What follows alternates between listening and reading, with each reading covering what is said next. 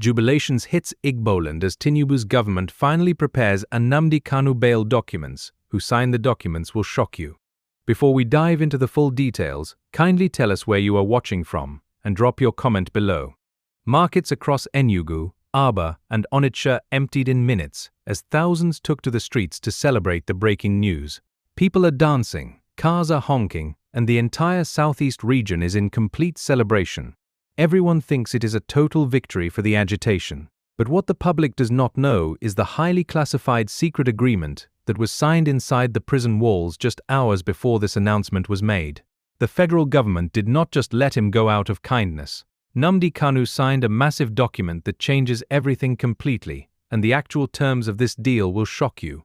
More importantly, this entire move was triggered by intense behind-the-scenes pressure from the United States and Israel, forcing President Bola Tinubu to make a drastic, unexpected move to protect Nigeria's global standing. For a very long time, the presidency maintained a completely ironclad position that the law must take its full course. High-level delegations of traditional rulers, bishops, and regional politicians went to Abuja multiple times to beg for a political solution. Every single time, the government told them no. But behind the scenes, the economic reality, combined with heavy international diplomatic pressure, forced a complete change of strategy. The sit-at-home orders and constant security operations were draining billions of naira from the national economy every single week. More dangerously, the crisis had started drawing serious negative attention from Western superpowers.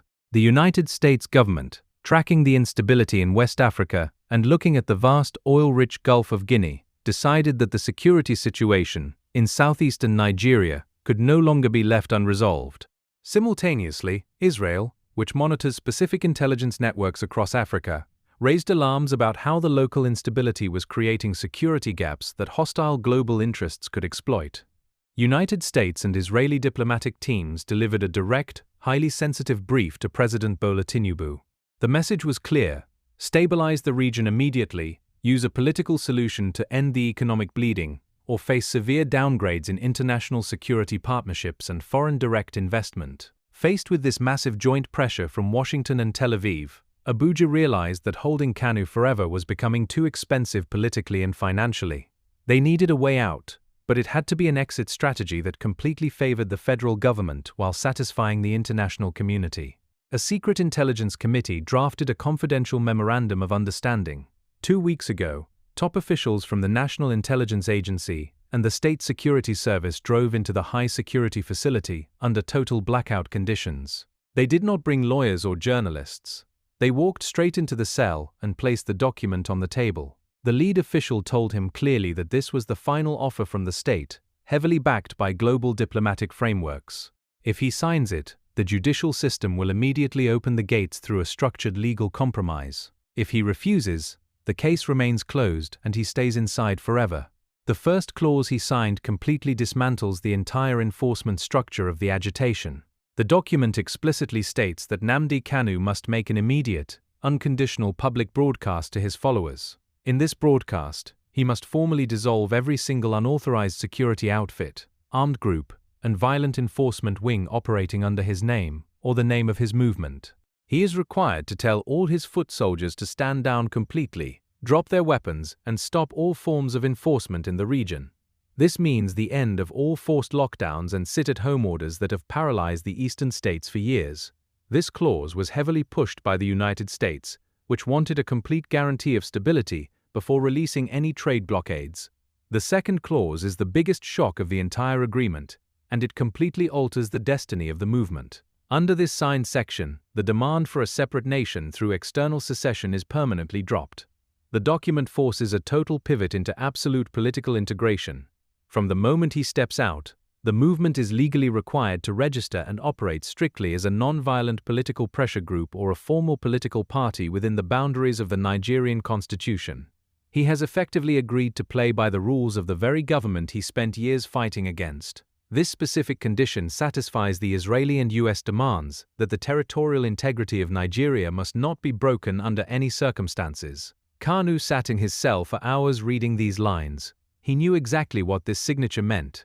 It meant giving President Bola Tinubu a massive political victory on a platter. It meant his followers would be deeply confused when the fine print of this deal eventually leaks out to the public. They would see that their unyielding leader had to make a massive compromise with the capital just to get his freedom. But looking at the massive economic suffering of his people, the loss of lives, the endless tension in his homeland, and the raw reality that the United States and Israel were now actively backing this resolution, he realized that the current path was no longer sustainable.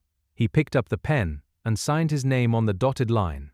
Right now, the presidency is working with top judicial officers to execute the legal choreography needed to make his release look like a standard court process. They want to ensure the announcement drops perfectly so the public focuses on the joy of his release while completely overlooking the massive conditions he accepted.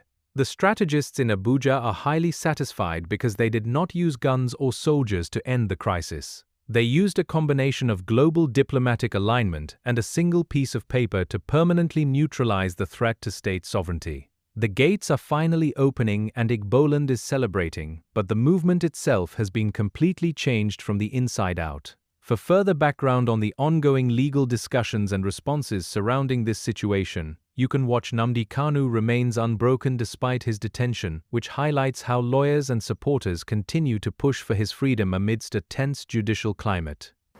First and foremost, I like to let Nigerians know that even though I came earlier today for even a personal court matter, and I'd hope to attend, the DSS who are taking over these courtrooms did not allow me into the premises.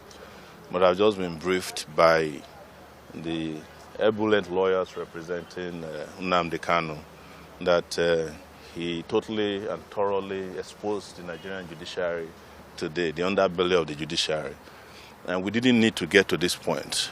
We had warned from the beginning when this trial started, this farcical trial, that you cannot try a case that is not triable in a court of law. People who are aspiring for freedom, which is recognized worldwide, is recognized by laws and treaties.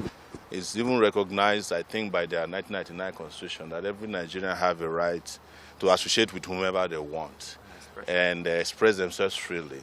And these are cases that has become a bone in the neck of Nigeria because Nigeria refused to purge itself of a war that was needless in 1967 and that ended in which they themselves declared that there were no victors, no vanquished, or no victor, no vanquished.